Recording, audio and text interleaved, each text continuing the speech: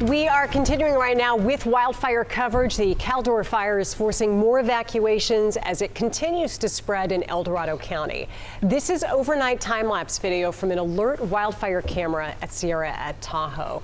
New evacuation orders have been issued as the Caldor fire has spread. For the first time, people in the Tahoe Basin and Amador County were included in those evacuation orders. So in the Tahoe Basin, Christmas Valley, Echo Summit, and the community of Myers are all part of the latest evacuation order.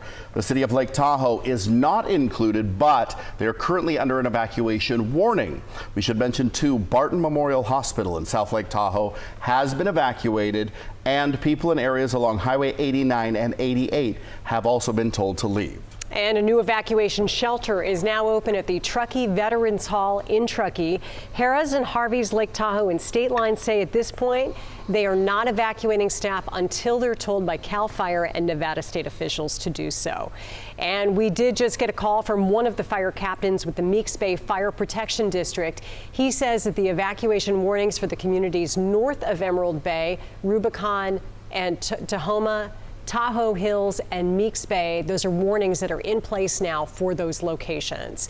A local assistance center is available for anyone evacuated because of the Caldor fire. This is located at Folsom Lake Community College in Placerville. That center will be open through Friday, and the times are listed on your screen. You will find it at 6699 Campus Drive.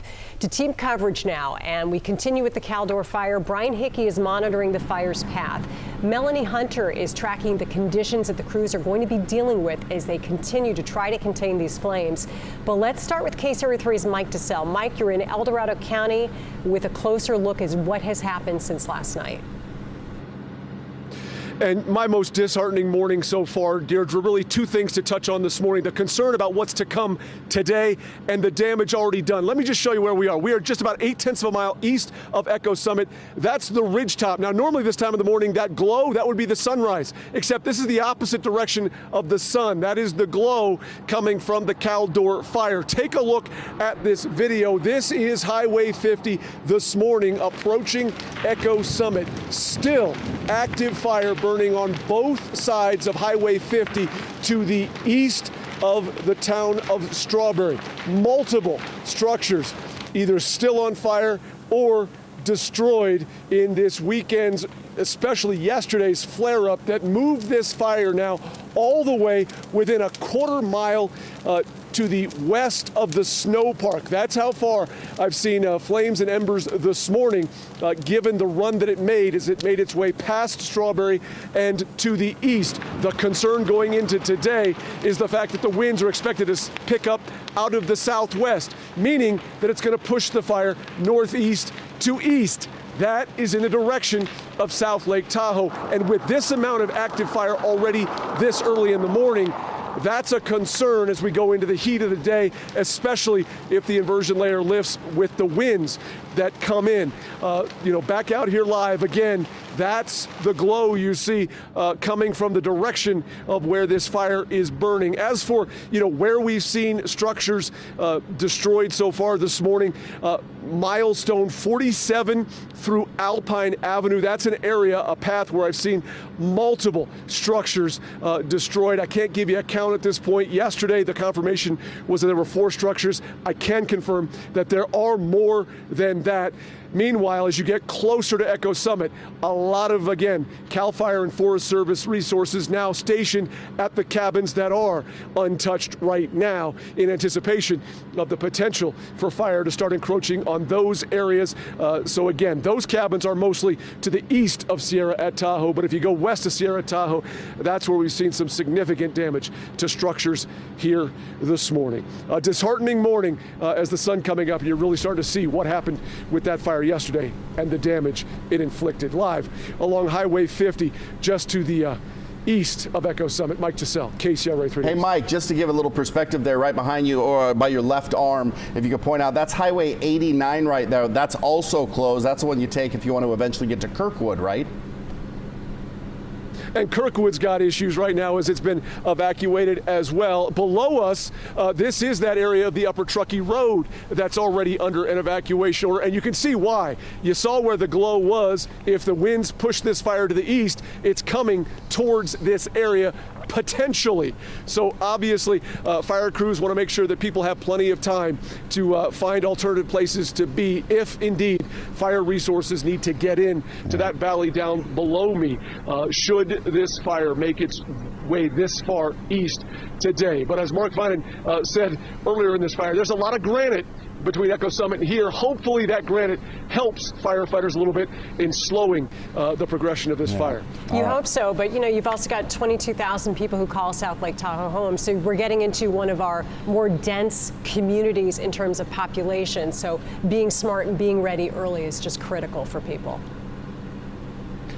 Yeah, and you can't stress that enough. It's not the imminent threat right now, it's the potential of what could happen. That take your time now to pack up your things, evacuate and go elsewhere if you have alternative plans, or have your things packed and ready to go at a moment's notice. But really, we've seen with how quickly fires and fire behavior has changed over the last couple of years, starting with the Camp Fire in Santa Rosa, all the way through Greenville and this fire, that you really don't want to be waiting, because within an hour, a fire really can decimate a town. Yeah. It sure can. All right, thank you, Mike. Appreciate it. Just below him there, there's so many cabins.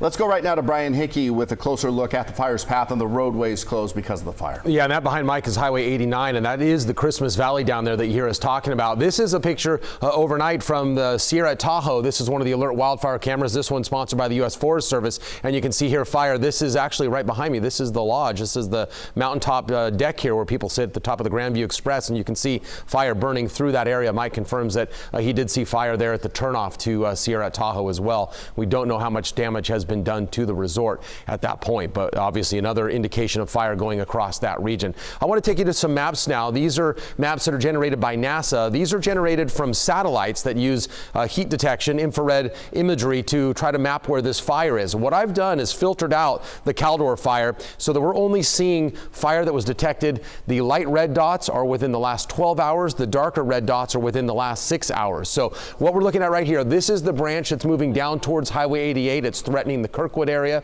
over towards Alpine County. The other area that we're looking at, this is the area that went through Echo Summit area. This is Echo Lake is right here, lower Echo Lake. In fact, we have a zoomed in map that can give you a better idea of where this is at. This is lower Echo Lake right here. This is Highway 50. Mike Tassell is live right here. He's right there at the lookout point where normally you'd be looking down on the South Lake Tahoe Airport and that beautiful view of Lake Tahoe, that kind of aha moment right when you come over Echo Summit. That's where he's located right there. And the satellite's detecting fire along lower Echo Lake and right near the summit. Again, this is that whole area that Mike just drove through, and that is where we're seeing that fire, the glow of the fire right along the crest. That is the ridge right there. And then this line right here, this is Highway 89 through the Christmas Valley. This is where all those homes are. This is that section of Echo Summit where you drive and you see that big drop off. So that gives you an idea of where we are. And of course, Lake Tahoe would be right up in this area, up to the north and it would be north and east of this location.